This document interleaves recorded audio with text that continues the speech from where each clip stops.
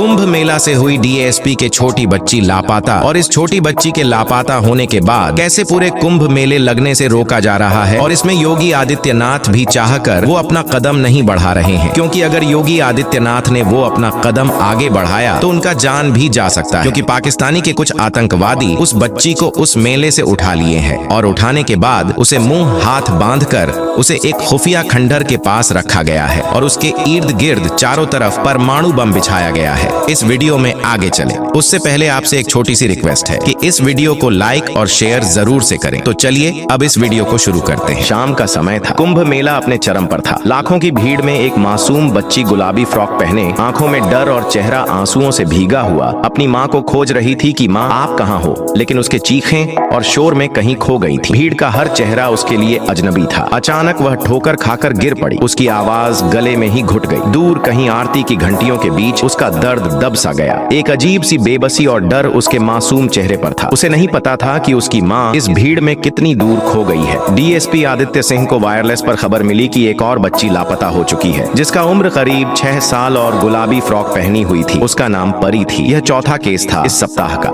लेकिन इस बार मामला अजीब था। सभी लापता बच्चों की उम्र 5 से 7 साल के बीच थी और गायब होने का पैटर्न मेल खा रहा था। आदित्य ने तुरंत पूरे मेला क्षेत्र में गश्त बढ़ाने का आदेश दिया। अचानक उसी समय नदी के किनारे एक साधु की झोपड़ी के पास किसी ने एक छोटी बच्ची की चीख सुनी। टीम जब वहां पहुंची तो केवल एक खिलौना मिला।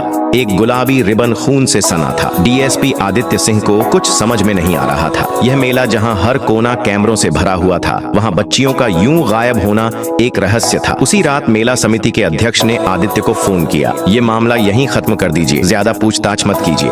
आदित्य को शक हुआ किसी को बचाने की कोशिश की जा रही थी। अगले दिन एक महिला रोते हुए थाने पहुंची। साहब, मेरी बेटी परी, मुझे वो साधु ने बताया कि वो गंगा में बह गई, लेकिन वो झूठ है साहब। मुझे भरोसा है वो जिंदा है। आदित्य ने गंगा तट पर लगे सारे सीसीटीवी फुटेज खंगाले। एक फुटेज में कुछ ऐसा दिखा जिसने सबको झकझोर दिया। साधु की झोपड़ी के पास एक काला स्कॉर्पियो वाहन और उसमें मेले के ही एक वरिष्ठ अधिकारी को उतरते देखा गया। अधिकारी के हाथ में गुलाबी फ्रॉक का टुकड़ा था। आदित्य ने गाड़ी का नंबर ट्रेस किया और जो जानकारी सामने आई उसने सबको हिलाकर रख दिया। गाड़ी कुंभ मेला आयोजन समिति के अध्यक्ष के नाम पर थी। आदित्य जब उस अधिकारी को गिरफ्तार करने उसके घर पहुंचा तो वहां का दृश्य और भी चौंकाने वाला था। घर के बेसमेंट में कुछ पुरानी पेंटिंग्स और लकड़ी के बड़े बड़े बक्से थे, जिनमें बच्चों के कपड़े और खिलौने भरे हुए थे। दीवार पर एक पुरानी घड़ी थी जो हर बार रात के 11:59 पर अपने आप बंद हो जाती थी। क्या इन बक्सों का संबंध लापता बच्चों से है और वो घड़ी हर बार उसी समय क्यों रुकती थी? डीएसपी आदित्य सिंह बेसमेंट के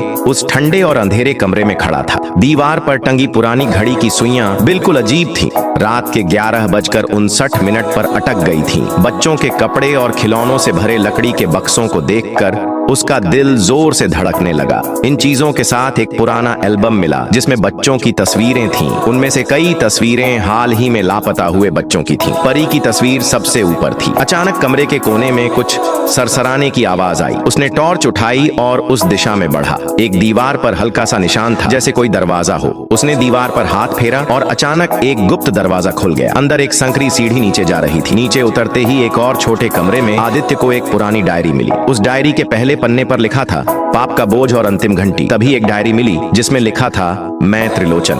सन 1985 में कुंभ मेले के दौरान बच्चों को पवित्र गंगा के लिए बलिदान करता था। यह परंपरा सदियों से चली आ रही है। रात 11:59 पर अंतिम घंटी बजती थी और उसके बाद पवित्र बलिदान पूरा होता था। यह पढ़ते ही आदित्य का खून ठंडा पड़ गया। क्या ये वही परंपरा अब भी जारी है? अचानक आदित्य को एहसास हुआ कि ये डायरी उसी मेला समिति के अध्यक्ष त्रिलोचन दास की थी, जिसने उसे जांच बंद करने के लिए धमकी दी थी। आदित्य ने तुरंत त्रिलोचन को गिरफ्तार करने का फैसला किया, लेकिन उसी समय वायरलेस पर एक और खबर आई। एक और बच्ची लापता, नाम रानी, उम्र 7 साल, आखिरी बार साधु की झोपड़ी के पास देखी गई। आदित्य का गुस्सा फूट पड़ा। उसने अपनी टीम को तत्काल नदी के किनारे खोजबीन के आदेश दिए। साधु की झोपड़ी तक पहुंचते ही उसे वही स्कॉर्पियो गाड़ी फिर से दिखाई दी, लेकिन इस बार गाड़ी का दरवाजा खुला हुआ था। गाड़ी के अंदर एक सफेद कपड़े में लिपटी बच्ची बेहोश पड़ी थी। लेकिन जो बात बात सबसे डरावनी थी वो थी गाड़ी के डैशबोर्ड पर पड़ी एक घड़ी जो बिल्कुल उसी समय पर रुकी हुई थी। गाड़ी के अंदर बच्ची की सांसें धीमी हो रही थीं। आदित्य ने बच्ची को अस्पताल भिजवाया, लेकिन अचानक एक फोन आया। साहब, त्रिलोचन दास का शव नदी के किनारे मिला है। उसके गले में घंटी बंधी थी